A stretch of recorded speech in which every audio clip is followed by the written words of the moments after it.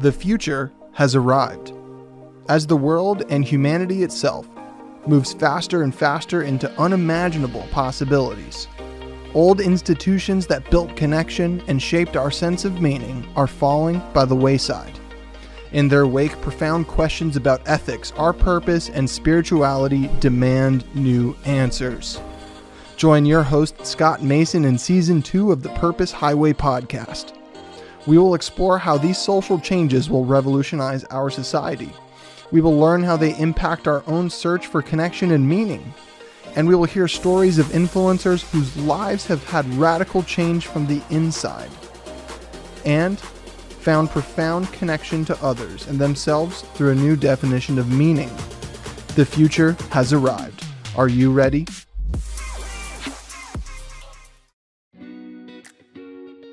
When you're racing down the Purpose Highway, we want to make sure you're healthy and happy every step of the way. That's why we're proud to partner with It's NOLA, 21st century plant-based healthy granola snack bites made with real ingredients and audacious flavor. It's NOLA crafts small batch hand-rolled granola balls that are vegan, gluten-free, and naturally low in sugar. It's NOLA's delightful bites come in 3 flavors: luscious cranberry coconut, sassy mango masala, and dark, decadent, chewy chocolate. It's NOLA is available to both individual customers and for wholesale accounts at itsnola.com. That's ITSNOLA.com. Guests on this show are already enjoying this delicious snack. Check out It's NOLA's website for yourself and find out how good it is.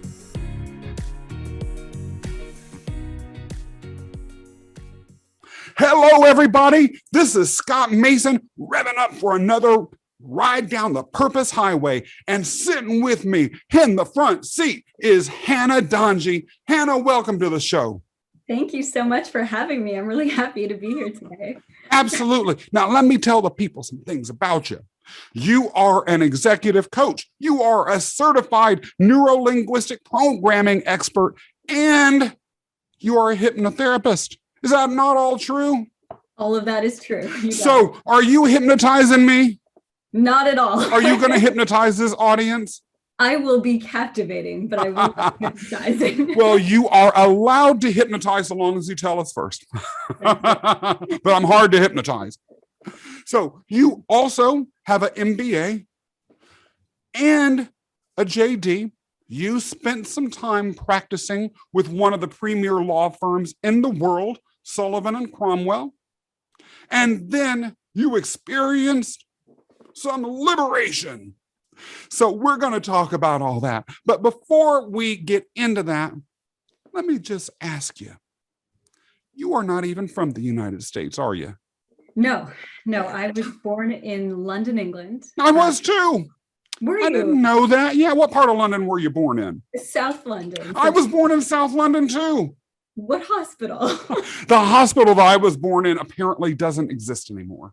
Okay. Because I'm a couple of days older than you. Just a couple days. Yeah. I was born in Tooting, so St. George's Hospital in South London. And we came to Canada when I was 3 months old. So I was only there long enough to get the passport, but it served me well. I was born after coming to Canada. I spent most of my life here. And the sort of travel aspect came in during my master's degree. So I did my undergrad at the University of Toronto in psychology and international relations, and was convinced I wanted to be a foreign service officer. So I just thought, diplomacy, ambassadorship, that would be super cool. So, but I also thought it would be hypocritical if I stayed in Toronto to do something international. So I decided to go to Switzerland, where the UN headquarters is, did a master's degree there, worked at the Canadian Permanent Mission to the UN for 6 months, and came back to Canada after I finished and thought, this is it. I'm headed for the Foreign Service. I've got my degree in hand, my international experience in hand. And it turns out the government at the time was closing embassies abroad. and was not taking people in. They weren't even administering the Foreign Service exam. So that kind of cut things short a little bit. Yeah.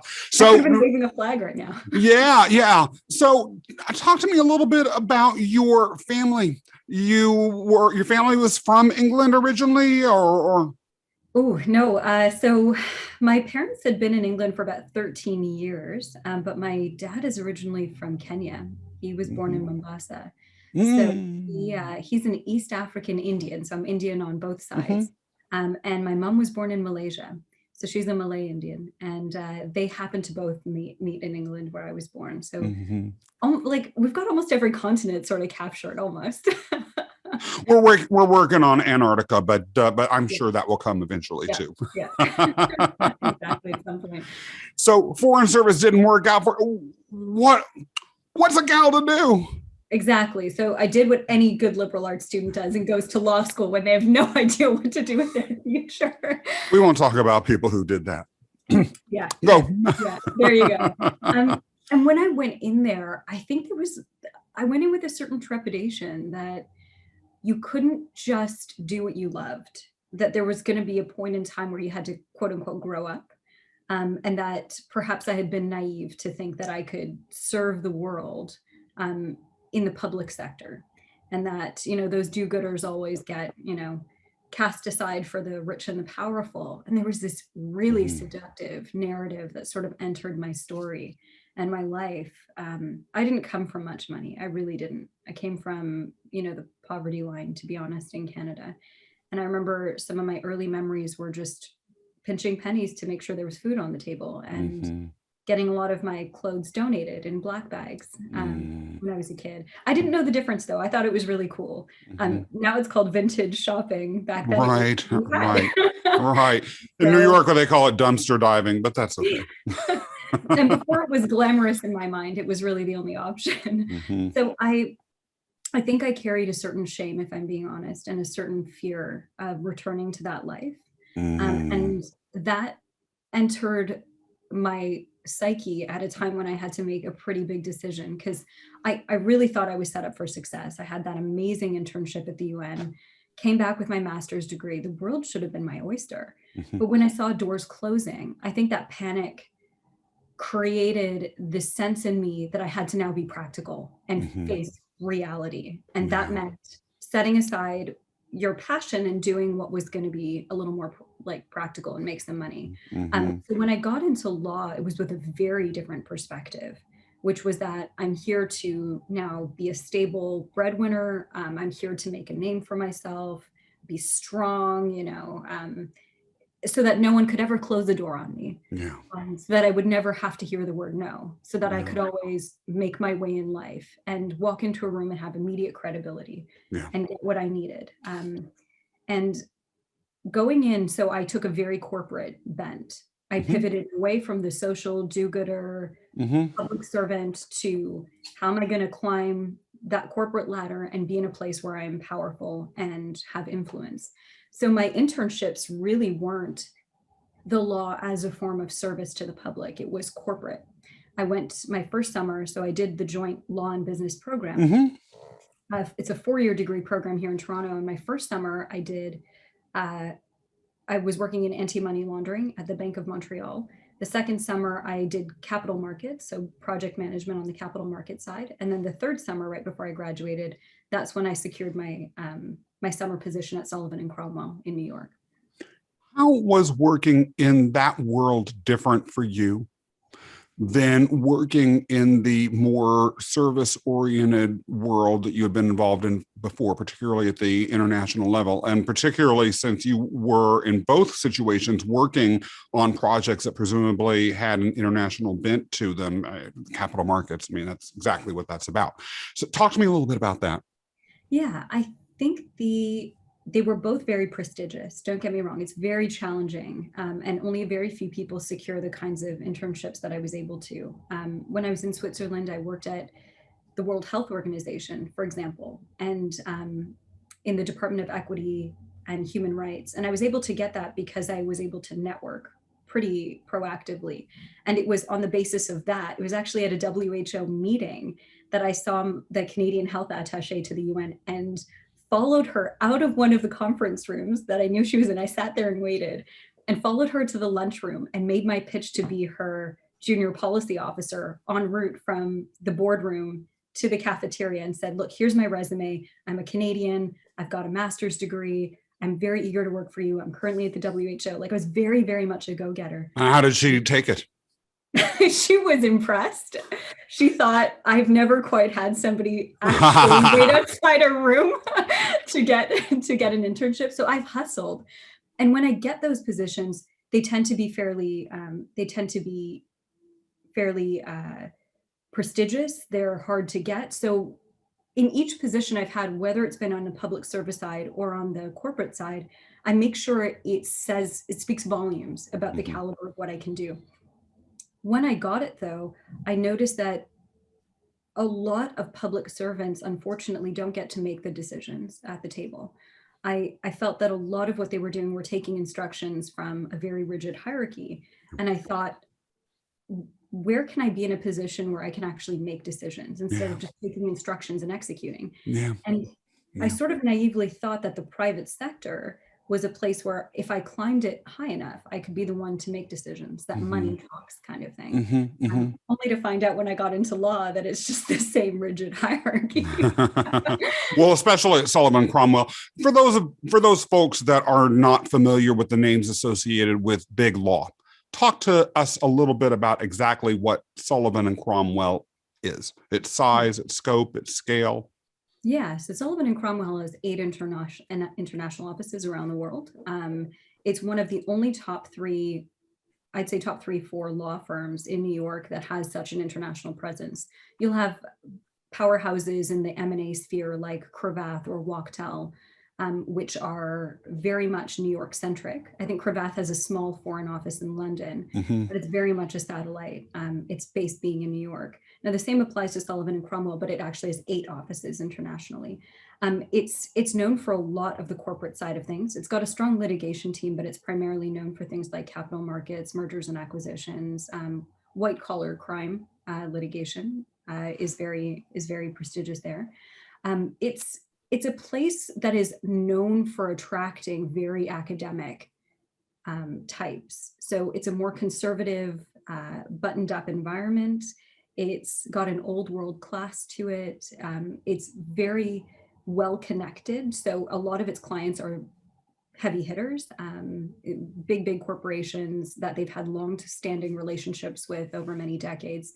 And they pride themselves on attracting only the very, very top of every single class. So you can't even just go to a good law school and get in. You have to be at the top of that really good law school. And they try and cater to a more internationally minded group because they know that their clients are all around the world. So you'll have very well-traveled lawyers. You'll have people who speak multiple languages. You'll have people who have a good sense of how to engage in the cross-cultural aspects of the deal. So some of the most interesting and engaging and smart, passionate people I've ever met have been at this firm, but they're also given impossible tasks and expected to perform at a very high level under very pressurized situations. Well, for those that are not lawyers, people might say, well, how is that? Can't you just manage your time? Yeah, but if it's not at your discretion, it's difficult. You just basically have to be available 24/7. And someone might say, well, you're making so much money, because I assume you weren't making poverty level wages there. No. No. There's no shame. We can be honest about that. Well, what does one expect? Someone could say. True. I think that there's a reason you earn that much money. It's not a charitable organization. They will pay you because they will ask at least that much from you, if not more. And you just have to understand the trade-off going in. I think it's difficult before you enter big law to understand exactly what the cost is going to be. It's not just your time. It is your mental space. It is your emotional bandwidth. It is time with your family. It is a good night's sleep. It's being on call 24/7. And even if you have plans booked to go on vacation, you may have to cancel them last minute. It is about being responsive even when you're tired, alert even when you haven't slept.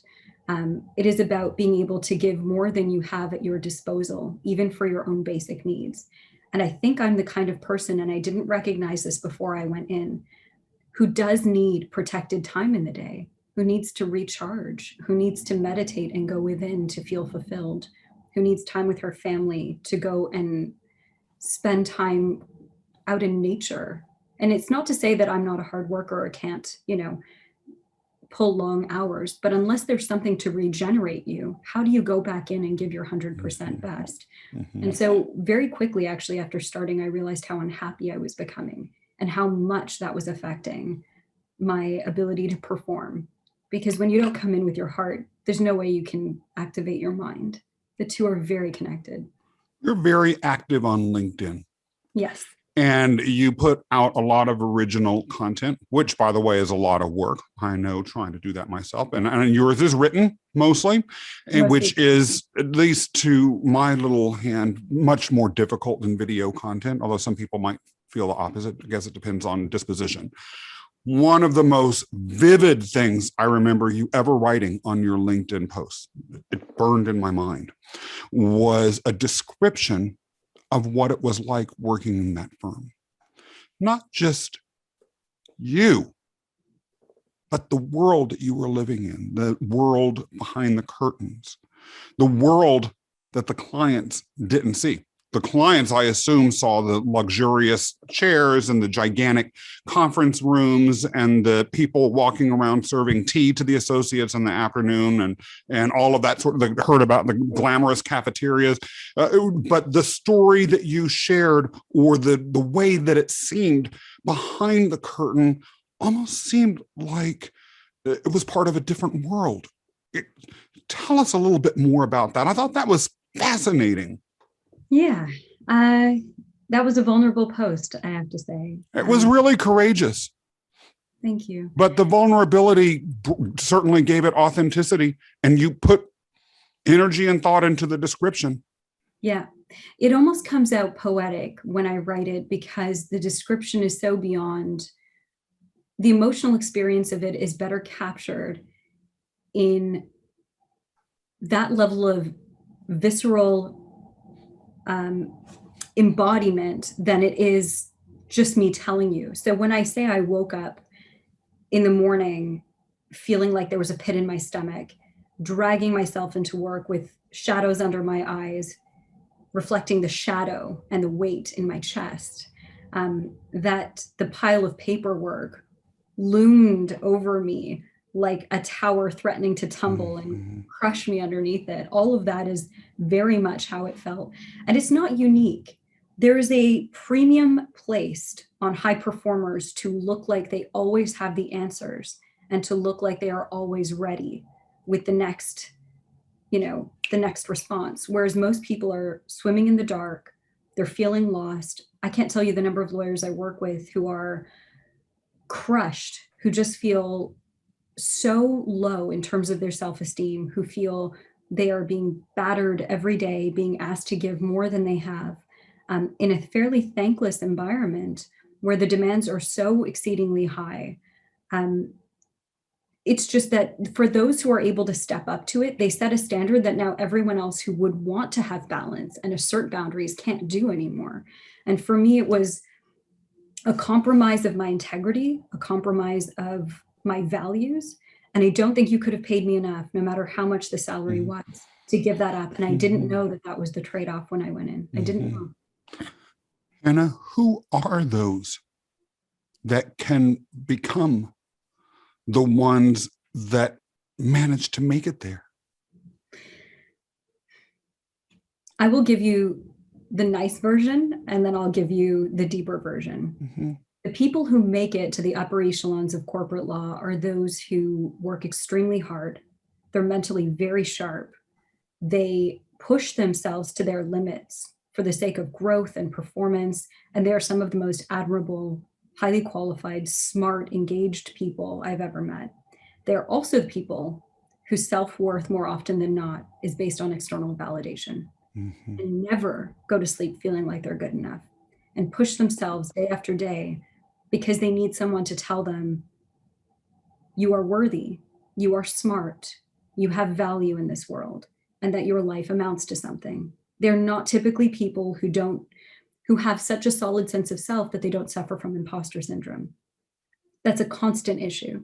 They suffer from, oftentimes they've not had easy lives. A lot of people have mental health issues, either as a result of the work environment they're in, or they struggle with that. Depression and anxiety in the legal profession is a major issue. It's not necessarily being discussed. And a lot of these underlying forms of self-sabotage are in there. I will give up my happiness and I will win even if it makes me miserable. That's a common line. I will do whatever it takes to make partner. That is not necessarily a healthy mindset. As I've started this entrepreneurial journey as an executive coach, one of my coaches said to me, I'm happy for you to set ambitious goals, Hana. It's just who you are, but you cannot do it without constraints. If you don't set boundaries around how you achieve your goals, then achieving them at any cost is not going to make you feel fulfilled. You can't say you want $1 million a year at the expense of your sleep, your health, your friends, your family, your time in nature, whatever it is. You have to say, I will achieve $1 million, but I will also make sure that my day ends at 6 or 7 and I have a proper meal, that you get 8 hours of sleep, that you exercise. Goals without constraints is like a Pyrrhic victory. You may get to the end, but you will have wiped out your entire force to claim that final ground. You left. Talk to us a little bit about what that took and how you dealt with the shift in your identity. Yeah, leaving was the only thing I can say is that leaving was the equivalent of a life quake. I had thought that once I made it to that level, the level that everybody on the outside wants to be in, that it would just be my right, that it would be, my journey in life would just be set for me, that I would climb the path to partnership and everything would be like a happily ever after fairy tale. Yeah. I didn't know the cost that it would try and extract from me. I didn't know the price I would have to pay to stay in that world, and it wasn't one I was willing to do long term. So after 2 years and 3 bouts of shingles within a period of 18 months, I'm talking about being in hospital, so stressed out that my immune system started to shut down, that I realized my job was literally killing me. The doctors ran about 50 different tests. I was in London for about a year and in Dubai for about a year. So I was only in New York for a brief stint before I seconded to their foreign office. By choice, having been born in London, I thought it'd be cool to go over there and work in capital markets in London. In London was the first time I got shingles, and I thought it was a one-off. And then I went to Hogan Lovells in Dubai, and there I got shingles twice, and realized that it didn't matter what jurisdiction I was in, it didn't matter what type of work I was doing, that it was the nature of the industry and the profession and my disconnectedness from a sense of fulfillment and alignment that was causing something to shut down within me. And once they'd ran all the blood work, they'd done all the immune panels, they had tried to look into everything, because it was very odd for an otherwise healthy 30-year-old who eats well and exercises regularly to have come down with what is essentially an immune response to high levels of essentially systemic stress. They said, we think it's your job. We think your job is actually toxic to your body, to your system. And if you stay, you need to find a way of managing it. And just as well as I that the fundamental issue is your time is not your own. Yes. You do not have license to manage your health issues the way I needed to at the time. Yeah. I mean, you still have to make those billable hours, I assume, irrespective of the fact that you were in the hospital with shingles and unable to move 3 times. Yeah, 3 times. So I thought, well, I can have an endless supply of, drugs to get me through this, or I can understand that this is my wake-up call, and I'm only going to get so many chances to come back from these hospitalizations before it gets to a point where there's a moment of reckoning that we all come to. And for me, I had to choose between my health and my physical safety and this thing that I had equated with my identity. I never went around saying I practiced law. I used to say I am a lawyer. And I had to start separating that out for the first time. And so I thought back, who am I without this? If I chose not to practice law or move into a different, profession altogether, am I still me? And that journey was actually the most beautiful unfolding of a real sense of truth about who I was beyond what I did. Did you do it at the firm, or did you leave the firm first? I left the firm first and kind of had my own little meltdown. Thought, oh my God, my life is over. This was everything I'd been working towards since I was a kid. But when you're in free fall, when you're in that moment of everything around you sort of crumbling, do you actually start to realize there's a blank canvas in front of you? There's this opportunity to pick up the paintbrush again, and not to recreate the world that crumbled around you, but to invent a completely new iteration if you could do it all again with the wisdom you have now. And I realized I had to do something that was heart-centered. I had to do something that gave me balance. I had to do something that leveraged my intellectual expertise, but also my incredible empathy and compassion and desire to contribute to the improvement of the world around me. That public servant side of me that I had let go of had to come back in a new form. Mm-hmm. And so as an executive coach, I get to use my MBA to, actually run a business. The law degree gives me access to networks that I have and people who need my support. My psychology background gives me, the insights and the tools that I need to be able to actually deliver the services that I deliver. And that heart-centeredness that I thought wasn't practical is now very much something that I get to bring to work every day. Hana, do you feel that you found your higher purpose? Yeah. And I couldn't say that I ever thought I would get there. I didn't know. I didn't even know what I was looking for. How did you struggle your way through the mist? How did you find that clearing in the forest? I spent about let's say 2 months in Vancouver, literally in the rainforest, recovering from this incredible burnout. I didn't want to be around anyone. So I didn't come back to Toronto right away after I left. I needed time to just be on my own, to just breathe in the smell of nature, to sit with myself and listen to my own heartbeat. As crazy as that sounds, I needed time to, because my mind couldn't make sense of what was happening to my life. I had to return to something more primal and instinctive. I had to come back to a place that felt totally aligned and in rhythm with me. And the only thing I could think to do was to just be in my body for a while. So I ate nourishing food, slept, and just went for walks, and just as much as I could spent time in nature, just reconnecting with Hana before my constructed identity.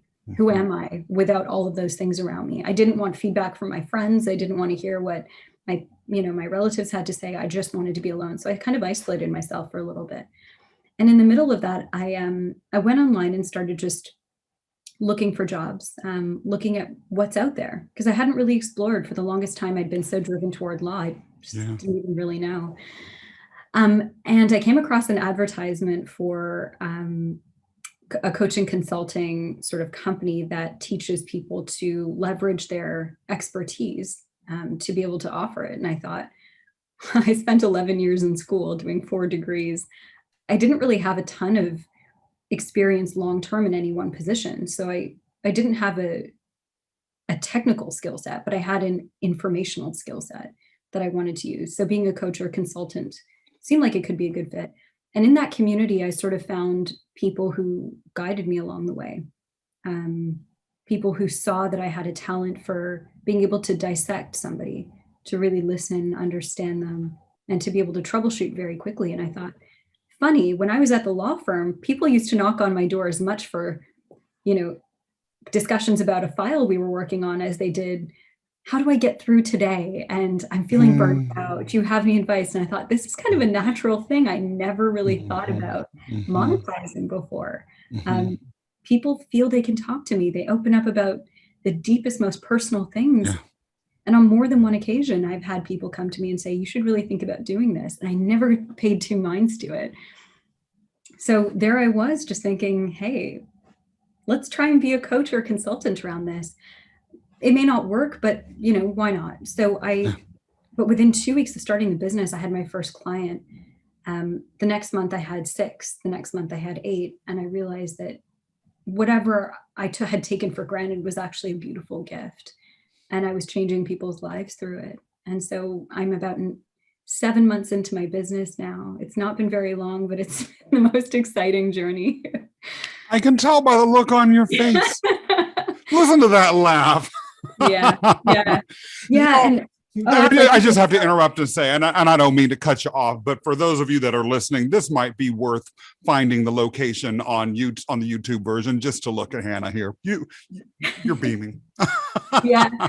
Honestly, finding what you're meant to do in life, it's like being in love. It's like something that gives you energy every day. And I feel like I'm about to tear up, but have no shame. You can tear up. You're on the purpose highway. Yeah. It's I feel very blessed. I feel very, very blessed. I hope this is something I can help other people find in their own lives. Well, you absolutely earned it. It's been a long journey. It's been a long journey. Hana, talk to me a little bit about spirit. Mm-hmm. What does spirit mean to you, if anything? And when you talk about fulfillment, is there a connection to who and whatever that means? Spirit is, this goes deep. Good. Spirit is not what I thought it meant. A few months ago, when I first started, I thought spirit was the equivalent of adrenaline, motivation, passion. Spirit is if you want spirit in your life, if you want to be motivated by it and animated by it, you have to be willing to do the work. You have to be willing to put yourself through challenges that if you are truly calling out for spiritual growth, and that's what spirit means to you, that spirituality aspect, you have to be willing to take a hard look at yourself. You have to be willing to put down any resistance to the lessons that life is bringing to you. If you are confronted with a challenge, you have to be able to welcome and embrace that and ask yourself, what is it here to teach me? What shortcomings am I learning about myself that I need to grow from? For me, spirit for me right now means embracing in a very humble way, standing in gratitude for all the things that I've been able to accomplish and all the gifts that life has given to me, but taking a hard, honest look at all the work I still have to do in my own personal development. And that includes letting go of ego. There was so much about my identity, about being a lawyer on Wall Street, earning that kind of money, that gave me a sense of entitlement to have a life of luxury, an entitlement to be able to walk into a room and immediately command respect. I never thought about how important it was to listen rather than talk. I never thought about how important it was to be and not always have to do to feel good. I never really thought about how important it was to help to lead by serving others rather than pulling others, and to listen to their goals and help them achieve it, not to assert my own opinions on what their goals should be. I have had to deconstruct a lot of behaviors that are seen as successful. Come into a room, take up space,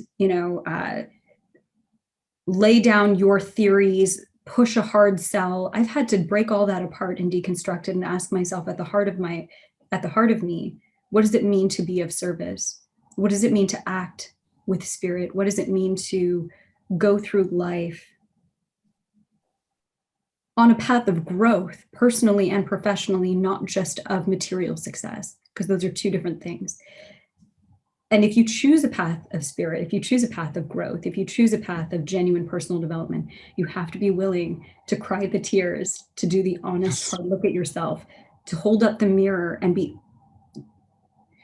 The very first step is to just call yourself out for all the patterns of self-sabotage. Call yourself out for all the behaviors you've excused along the way. Call yourself out for all the things you say, my past made me this way, therefore I will always be this way. We have a choice. We have a choice on how we evolve in life, on who we become. And that choice exists every single moment. We are never condemned to be a certain way based on what we've experienced in the past. But it takes responsibility and honesty to be able to move forward deliberately, not just through patterns of behavior that we cycle through again and again over time. People working in high pressure, high prestige, high pay environments like Big Law, but it might be big accounting or it might be some other firm, might, if they're experiencing it as you did, feel somewhere a sense of disconnect. If you agree that there might be people like that, do you have any thoughts for how they can identify that disconnect before their entire immune system turns on them? You got lucky. You lived.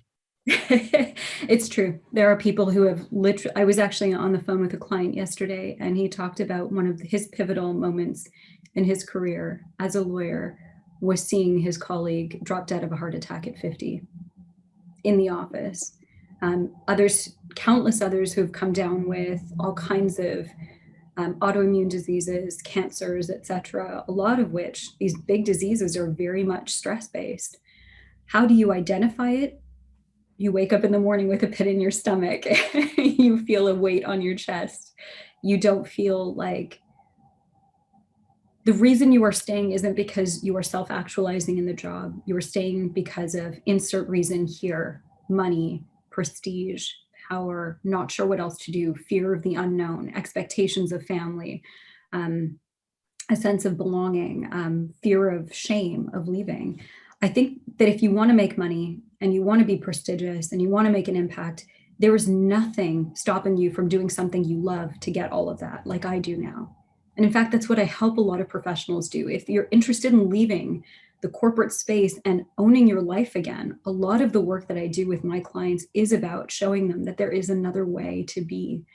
That just because I'm not a lawyer doesn't mean I actually make more money now than I did as a lawyer at a Sullivan and Cromwell salary. Yeah, please finish.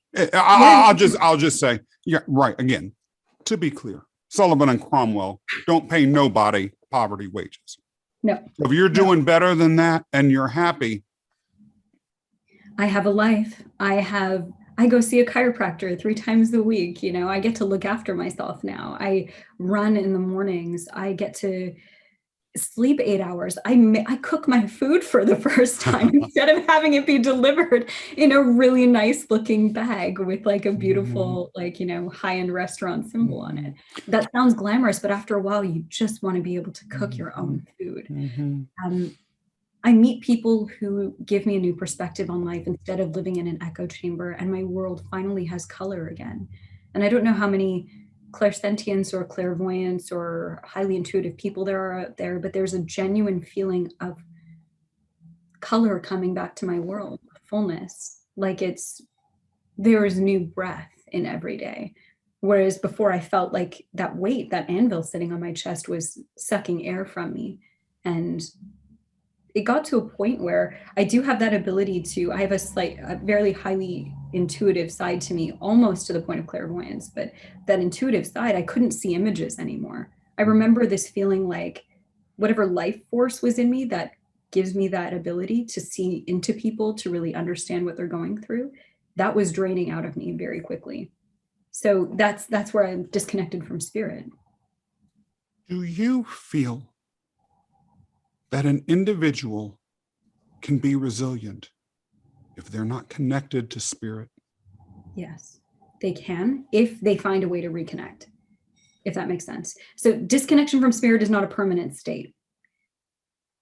resilience requires you to understand what it feels like to be disconnected from spirit. And I actually think that's much more obvious.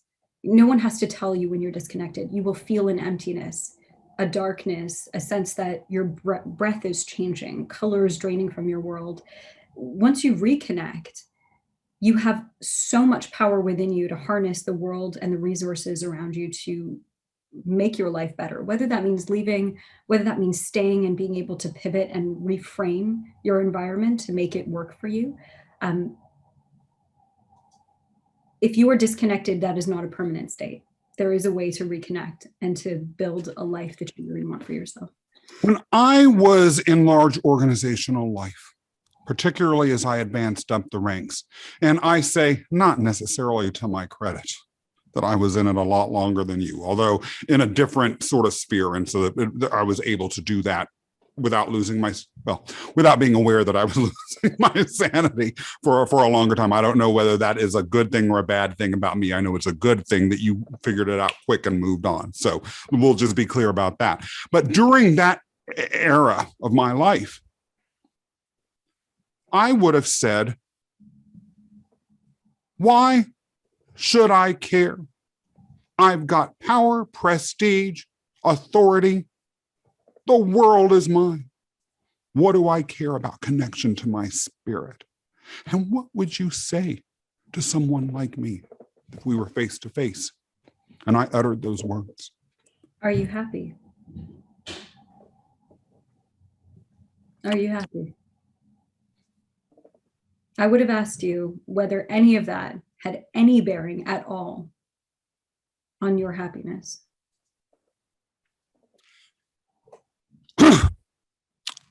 You shut me up. Because the truth is, I thought that's what would make me happy. Ooh, money, prestige, status. That was supposed to be happiness. That's what I had been told. I had no idea that. I remember seeing this movie, Cool Runnings, when I was a little kid, and you know the Jamaican bobsledding team. Of course, yeah. John Candy, I think it was. They had this coach who, basically the head of the Jamaican bobsledding team found out that their coach had cheated to get the second gold medal that he ever won, and he was disqualified after, or he was discredited. He was stripped of his title as an Olympic, gold medalist. And he turned to him and he said, "I found this old newspaper article about you. I know that you had legitimately won your first gold medal. You were already an Olympic gold medalist. Why did you have to get the second one? Why did you cheat and put weights under the sled to need another gold medal?"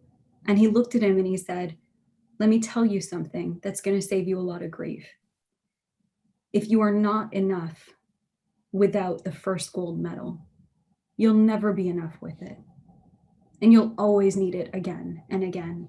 And there will be no limit to what you do.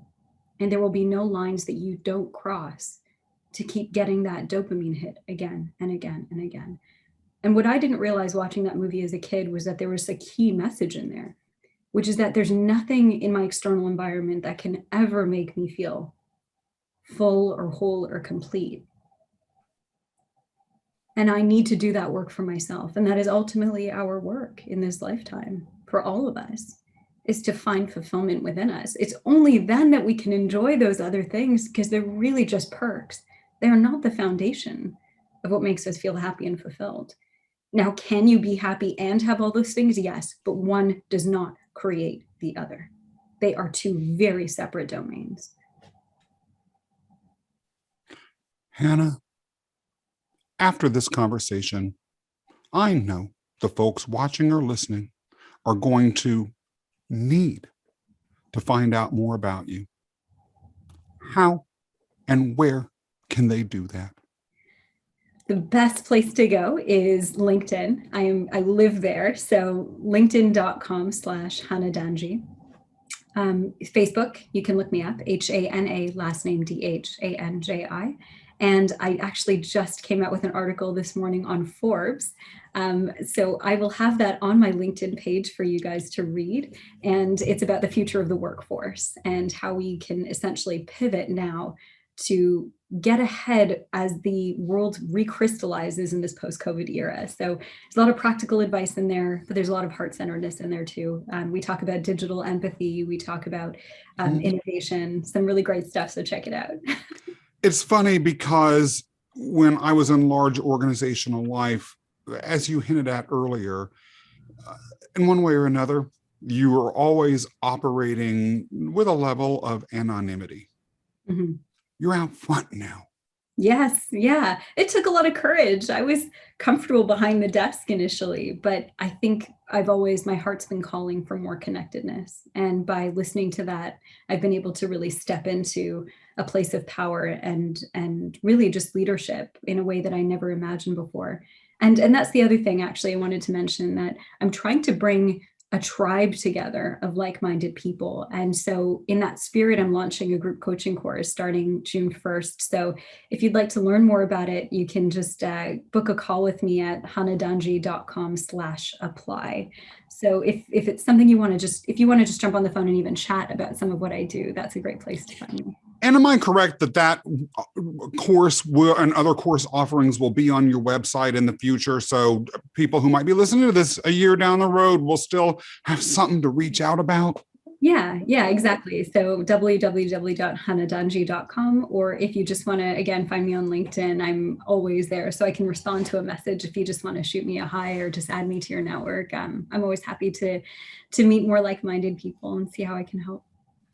Hana, it has been great taking a ride with you today. Thank you for joining us. For those of you all who are watching or listening, if you enjoyed the show, make sure you subscribe and leave a review. In the meantime, we will see you at the next episode for another trip down the Purpose Highway. When you're racing down the Purpose Highway, we want to make sure you're healthy and happy every step of the way. That's why we're proud to partner with It's NOLA, 21st century plant-based healthy granola snack bites made with real ingredients and audacious flavor. It's NOLA crafts small batch hand-rolled granola balls that are vegan, gluten-free, and naturally low in sugar. It's NOLA's delightful bites come in 3 flavors: luscious cranberry coconut, sassy mango masala, and dark, decadent, chewy chocolate. It's NOLA is available to both individual customers and for wholesale accounts at itsnola.com. That's itsnola.com. Guests on this show are already enjoying this delicious snack. Check out It's NOLA's website for yourself and find out how good it is.